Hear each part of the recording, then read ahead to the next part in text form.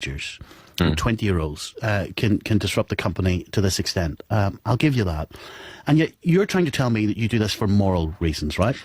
This specifically wasn't for a moral reason. This was the first time that I've done anything like grey hat wise. I'm usually more of the white hat security type of person where I try and tend to help people out. But I just decided to get in on this. You know, I mean, I really don't feel that I shouldn't have. But you don't feel any sense of shame? In all honesty, if I did, I would have probably apologized by now, but no, I don't. You see, some people might question your morality. Some people might question the type of 22-year-old little hacker that you are. Because Twitter reports say that the owner of Mega Upload, Kim.com, offered your squad 3,000 lifetime encrypted vouchers to stop the hacking, which you accepted. Yeah, we did, yeah. Right. So it was nothing really to do with exposing a company for the greater good. You took the money and you ran, didn't you, like a petty criminal? Well, we didn't really expect money from it in the first place. If we really cared about money, we could have used the Twitter accounts that we generated over 50,000 followers within 24 to 48 hours. We could have used that for monetization, you know. We could have easily linked out a couple of, sent out a couple of linked profiles or whatever that could literally, like, each click gain us 3 to 6 cents, depending per country. France, for example. Why did you take the vouchers then? It was just an offer, you know. We were really... It's hard to say. It was just a one-time thing. It's $300,000 worth of vouchers. Dirty, grubby, greed. Well, that's what happens. I'm afraid that's what it is like in the security business. How many children's lives do you think you disrupted for your greed? God, well, we have been called the Grinches of 2014. So, God, I wouldn't even be able to even think of a number. I think it's just millions. Millions, like. Quite a few of them, like your little 10-year-old brother. Yeah. But I don't think... That makes you a man, doesn't it? Makes you a real man. You must feel powerful, disrupting 10-year-olds. It really depends. I don't know. I don't really have an opinion on that. You feel strong, do you? No, you don't feel strong by doing this. You just you feel that you have the power to do something, and maybe the company could actually change for the better. But obviously, Sony still hasn't. A lot of people out there might criticise us, the BBC, for giving you this interview, because I guess they will say that we're giving you the publicity that your group wants. Well, I don't think that they have the right to say that, because we've been offered interviews. TV interviews where we've been offered with CNN earlier on today, Washington News, Sunday Times, Daily Dot, just literally a couple of minutes ago, just before you came on air with us. They just published an article which is really huge. I'm pretty sure you know them. So we're not really getting any publicity that we don't already have, if that makes sense. So they don't have any right to be blaming you guys for anything, to be honest. What would make you stop this? It's already been stopped right now. What would make you stop doing it again? Like, what are you actually trying to achieve? What's the end game here? There is no end game. That's the thing. Like I said, or like my friend said, it's for some of us it was just for the fun of it, and for others it was just to see what we could achieve, to see if it could happen, to see if it could work. You know, so it really depends, and it's random. I'm sorry to go back to this again, but I will, because you know I'm an ordinary guy, and I guess that I expect ordinary people to respond the same as I do. Presumably you wouldn't go into a child's house, lift his PlayStation and smash it on the ground on Christmas Day just so they couldn't play it. No, of course not. You're not that type of dork, are you? No, that's just horribly sick. And yet you've done the equivalent. Well, it's not really the equivalent, because their consoles weren't even... their consoles were working. The only thing they couldn't do was just access their online. They still have access to it right now, and they had access to it after the attack stopped. It really depended on the DNS servers, and most people are still on right now. I mean, those kids... do you really think that 14 hours do we live in such a world where 14 hours of not being able to access a console which they were gifted is such a crime? You sound quite articulate, quite intelligent, and yet you're doing such a stupid thing. Would you not prefer to be a better citizen for wherever it is you live? Would you not actually prefer to do some good? Oh, yeah. That's pretty much what we usually do, but like I said, this was just a bit of fun, which we didn't really plan too much. We just thought that we should just do it, you know. I can't really say any more than that, to be honest. But yeah, one day. Let me go back to Alex, who's been listening to this. Sure. Alex, what have you made of what you've heard?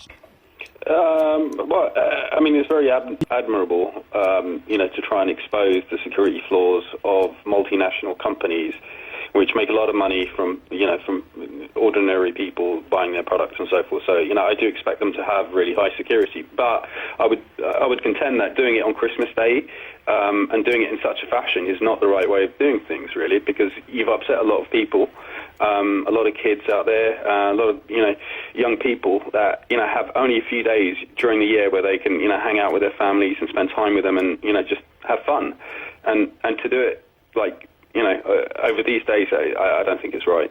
Number two, can I just come back to you again? Why are you not frightened of getting caught?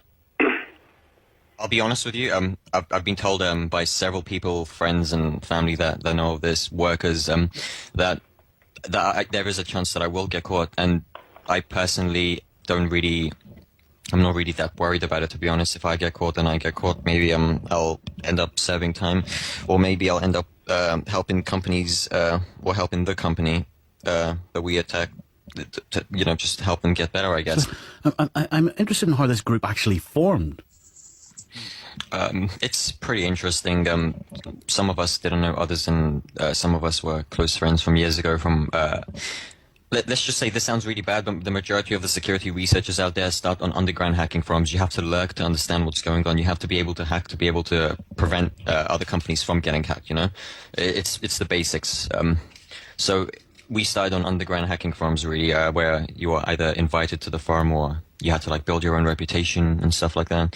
That's where we started, at least. And then we just joined other forums and we met one another, shared skills and assets. Here's my final question. Remember, when I'll ask you this. So what do you predict the future is? Are we going to... Do you think the future is groups like yours disrupting national companies who... I believe that's going to keep happening until these companies actually take some steps to prevent these attacks. I mean, for me, doing that, preventing attacks like this would be relatively simple, but it appears that companies like Sony or Microsoft don't just have the kind of people to do this on their payroll for some reason. Or either that or they're just not putting enough money into it. Well, I don't believe you. So you're telling me it's relatively simple and they just haven't done it? Yeah, it is relatively simple. It would take an investment of a couple of $1 million per month, maybe, to prevent attacks like this, but that would be nothing for Sony or Microsoft. They make that in a day. Just think of how much they lost in the past 14 hours. Well, in the 14 hours that... Well, Sony's almost been offline for over 24 hours, actually. They have... Microsoft have, got back onto their feet because they actually have people that know what they're doing, somewhat know what they're doing, whereas Sony is still charging £4 to £5 a month for their membership, and they still can't prevent their servers from or they can't upgrade their servers to the state where they could actually prevent such a simple attack. It costs money, but in the long run, it's so worth it. They just don't do it because they want to keep money for themselves. Maybe now they'll change their minds after what's just happened, hopefully. Yeah, there's a statement here from Microsoft. Yesterday, some users weren't able to sign into Xbox Live. Our teams worked throughout the holiday to resolve the issue, and Xbox Live core services have now been restored. How come they can't, I've always been told follow the money if you want to find criminals, people like you too. How come you can't be found through these encrypted vouchers, member one? Well, I've got the encrypted vouchers here, but I'm personally not going to use them. I mean, it would be rather hard to identify me based on those vouchers.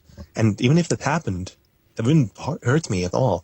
I mean, the cops would come here, they'd pick up a computer, they'd look at the computer for a while, then they'd find out there's really nothing that connects me to these attacks conclusively on the computer. And then they'd have to let me go. You going to spend your money, number two? I honestly, like I told number one, I really don't care about the money. I told them that I would get rid of these vouchers for them, and I don't want a percentage of it. They offered me a percentage and everything as we share it, and I said no, I don't really want any money from it. Why do you take them then? I'm just selling it. I'm not doing anything else other than that. All I do is just sell it and give them their shares, and that's it. I'm done. I don't even want a penny from it. I don't care about the money. So why did you take them? Well, the vouchers. Yeah. Well, it wasn't just our decision. I mean, my decision to just say, look, we don't want the vouchers. There's a bunch of us, So if the majority of them wanted it, then I can't say no, Well, there you go. Interesting conversation. Some of you will support what that group are doing. Some of you won't. Here's the number: 0500 909 693. We'll get the news now. It's 11:30. Someone like you and a handful of other teenagers, 20-year-olds, can disrupt the company to this extent. I'll give you that. And yet you're trying to tell me that you do this for moral reasons, right? This specifically wasn't for a moral reason. This was the first time that I've done anything like grey hat wise. I'm usually more of the white hat security type of person where I try and tend to help people out. But I just decided to get in on this. You know, I mean, I really don't feel that I shouldn't have. But So you don't feel any sense of shame? in all honesty, if I did, I would have probably apologized by now. But no, I don't. You see, some people might question your morality. Some people might question the type of 22-year-old little they have hacker every that right. you are. Because Twitter reports say that the owner of Mega Upload, Kim.com, offered your squad 3,000 lifetime encrypted vouchers to stop the hacking, which you accepted. We did, yeah. Right. So it was nothing really to do with exposing a company for the greater Well, good. You took the money and you ran, didn't you, like a yeah. petty criminal? Well, we didn't really expect money from it in the first place. If we really cared about money, we could have used the Twitter accounts that we generated over 50,000 followers within 24 to 48 hours. We could have used that for monetization, you know? We could have easily linked out a couple of, sent out a couple of linked profiles or whatever that could literally, like, each click gain us 3 to 6 cents, depending per country. France, for example. Why